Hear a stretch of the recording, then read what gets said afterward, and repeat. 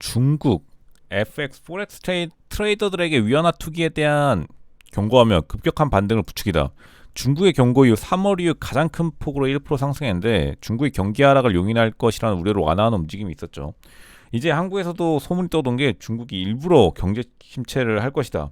뭐 사실 이런 거를 진심으로 믿는 사람은 없죠.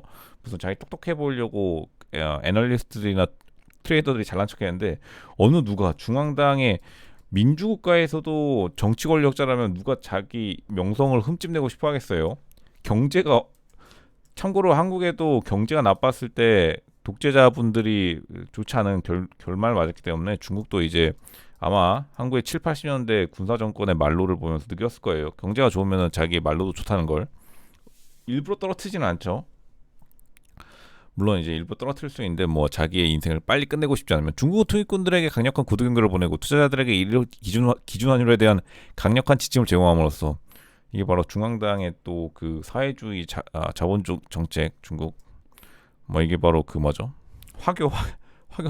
화교식 정책 매도 금지령 매도 금지령도 있었죠. 매도 금지령 살 수만 있는 농담 아니고 한때 그 주식을 살 수만 있고 팔 수는 없는 그런 정책도 있었는데 어쩌고니 없죠. 지금 생각해보면 위안화 관리 통화를 16년 만에 최저치에서 끌어내린 조치입니다.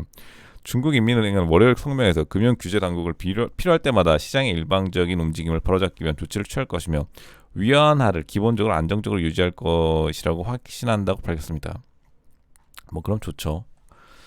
위안화 안정적인 건 좋은데 어쨌든 간에 그 돈을 풀기 시작하면 위안화가 내려갈 수밖에 없겠죠. 그리고 그래야지 또 수출 경제가 살아나가지고 중국이 내수로 돌릴 수 없다는 건 이미 알았기 때문에 중국 중앙은행도 이제 두 손 두 발 다 들어서 항복 백기투항하는 건데 중국 경제 전망이 점점 어두워지고 미국과의 금리 격차가 커지면서 지난주 위안화는 달러 대비 2% 고정 거래 밴드에서 약세 끝자락에 가까워질 정도로 급락했습니다. 위안화가 지금 전 세계 꼴찌인데 한국도 만만치 않게 꼴찌였다가 한국 조금 올랐어요. 한국 가치가.